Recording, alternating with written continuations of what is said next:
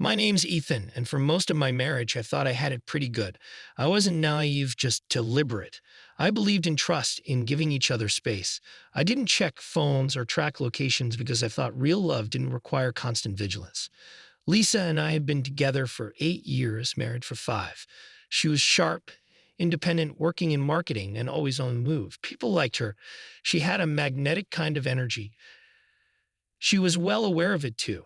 I didn't mind. I was never the jealous type. Jealousy felt like a weakness. But over the years, I noticed small shifts, nothing dramatic, just subtle changes. Lisa began staying out late for these networking events. She'd get home at 2 in the morning. Her excuses were vague. You ran late, or you don't know how these events go. If I asked for details, she brushed me off. Then came Michael. She first mentioned him on a random night while we were making dinner.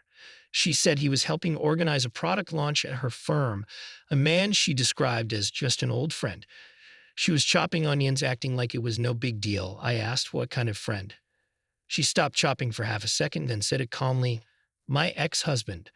I froze mid-stir of the sauce. She gave a casual, dismissive laugh. "Relax, Ethan, that was forever ago. We're just friends now. He runs a creative agency and the new client brought his team in. You're not going to make a big deal out of this, are you?" I should have listened to the knot forming in my gut, but I ignored it. I told myself love can handle a bit of history. I convinced myself Michael was just a name from Lisa's past. I prided myself on not being rattled by shadows. That was my mistake. I wasn't dealing with a harmless echo from her old life. I was dealing with something alive, waiting for its chance.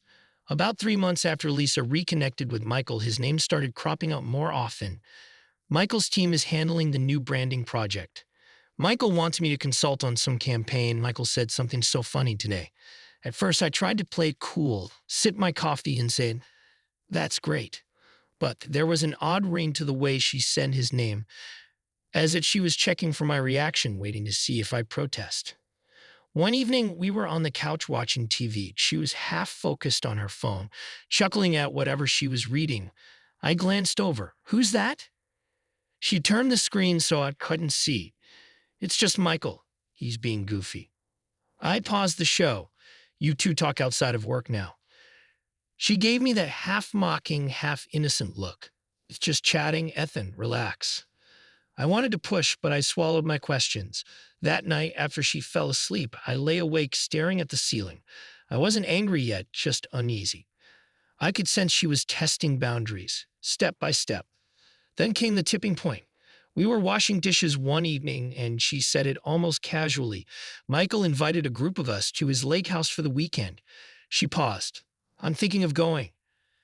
I set a plate down carefully. "His lake house? So, you're going to spend the weekend at your ex-husband's place?" She rolled her eyes. "It's not just me and him, Ethan. It's a group from work. I haven't had a real break in months. I deserve this, don't you think?" I stared at her, my heart pounding. "But you could pass, right? You don't have to go." She gave me a look, half pitying, half annoyed. "Why would I pass? We're adults. It's not like anything's going to happen. We're just friends." I exhaled slowly. "You keep saying that, but something in your tone, and it's like you're daring me to object." She shrugged, turning back to the sink. "You're imagining things." I felt the tension coil in my chest. The words left my mouth before I could second-guess them. "If you go, come back." She froze. "Wait, are you serious?" I lowered my voice, trying to keep calm. "More serious than you realize. If you walk out that door and go to your ex's place for the weekend, we're done. I'm not doing this game." She gave a short laugh, disbelieving. "Don't be ridiculous, Ethan. It's just 2 days, just a getaway. You're acting like I'm—" I cut her off. "We've been married 5 years, Lisa. If you go see Michael at his lake house, that's it for me." She stared at me, searching my face to see if I was bluffing. Finally, she let out a slow breath. "Fine, Ethan, if that's how you want it." 2 days later, she packed her overnight bag. She was calm, even humming under her breath, as if everything was normal. Every so often, she'd glance at me, maybe expecting me to crack, to plead for her to stay. I stayed silent. She paused at the front door, suitcase rolling behind her. "I'll be back Sunday. Let's not do anything drastic, okay?" All I said was, "Don't come back." She gave a half smile, something between smug and uncertain. Then she left. The moment her car disappeared down the street, I took out my phone and called a locksmith. In an hour, I had new locks installed. Then I methodically gathered her personal belongings, boxing them up. No anger, no tears, just a strange sense of detachment. I dropped the boxes at her sister's place, left them on the porch. Next, I texted my lawyer. I think I'm ready to file for divorce. He called me back. We set up an appointment for Monday. On Saturday afternoon, though, she came back early. I got a phone alert from the new security camera. She was standing at the front door, suitcase in hand, trying the doorknob. Her face turned from confusion to frustration. She pulled out her phone. Mine started ringing. I answered quietly, "Hello." Her voice was tense. "Ethan, the door won't open. Did you change the locks?" "Yes." "Why?" "I told you. If you went, you wouldn't be coming back." She let out a disbelieving scoff. "Are you throwing away our marriage over a weekend trip? This is insane. Let me in. Let's just talk." I repeated, "Your things are at your sister's. You'll get the divorce papers soon." And I hung up. She tried calling back, but I ignored it. The camera showed her sit on the porch, phone in hand, looking as if she couldn't fathom how I'd done something so decisive. After a while, she left. That night, I turned off my phone, poured myself a glass of whiskey, and tried to watch some old comedy show, but my mind kept drifting to the final image of her, too proud to apologize, too unwilling to see how her closeness to Michael was wrecking us. Around midnight, my phone, which I'd turned on just to check messages, buzzed with a voicemail from her. I hovered over the screen, then hit play. Her voice was choked with suppressed tears. She admitted that, yes, the friends group at the lake house had ended up with her alone with Michael. She said it started with them just talking about old times, how their relationship used to be. She lost track of how many drinks she'd had. She said Michael kissed her, and she let him. Then one thing led to another, she claimed. She sounded regretful, panicked. She said he recorded part of their night using his phone, and she only found out in the morning. He threatened to show me unless she left me for good or paid him or something. She was half rambling, half sobbing, saying she never expected it to go so far. She repeated over and over that she's sorry, that she loves me, that she's outside the house and wants to talk to fix everything. I deleted the message. That was the final proof I needed. She'd cheated on me with her ex-husband after I'd specifically told her what going to that house would mean. She willingly walked into it, and apparently it was even worse than I suspected. Now she was reaping the consequences. I poured another whiskey, ignoring the camera alert that showed her pacing out front. Eventually, she left again. A few days later, I sat in my lawyer's office signing the initial divorce petition. I gave him a brief overview of what had happened, including her confession in the voicemail. "We can use that if we need to," he noted, though I told him I didn't want a messy fight. I just wanted a swift end, and I wanted to keep the house. He'd assured me we'd aim for that, especially given her infidelity. She tried to contact me, of course, blowing up my phone, emailing me about just letting her explain. She sent pictures from happier times, referencing our kids, our life. She wrote that she made a catastrophic mistake, that Michael had manipulated her. Maybe that was partially true, but I no longer cared who manipulated whom. She'd stepped over a line from which there's no easy return.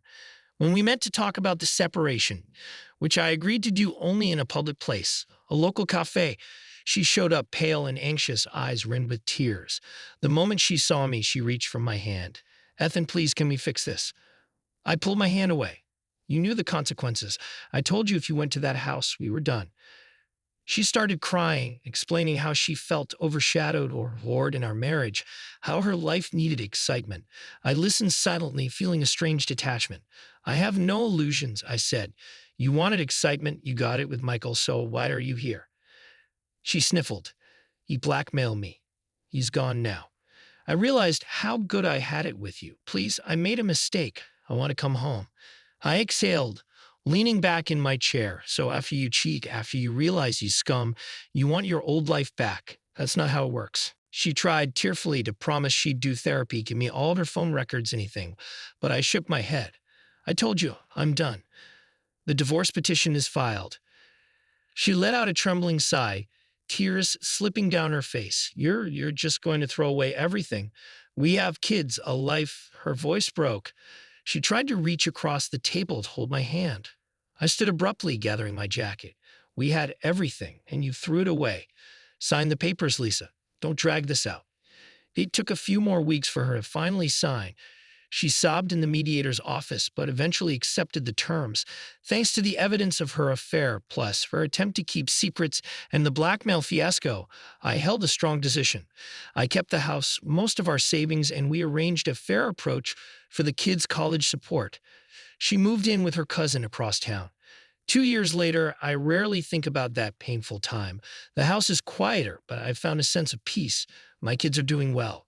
I've reconnected with old friends, traveled a bit on my own terms, discovered a love for early morning hikes. Sometimes my kids mention their mom. They say she ended up scammed by some shady business venture. Friend of Michael's, ironically, she lost a chunk of money. She apparently texted me once, asking for financial help. When they told me, I just gave a calm shrug. I never saw the message. I blocked her after the divorce, even if I had seen it. I wouldn't have answered because I learned something crucial. Boundaries matter.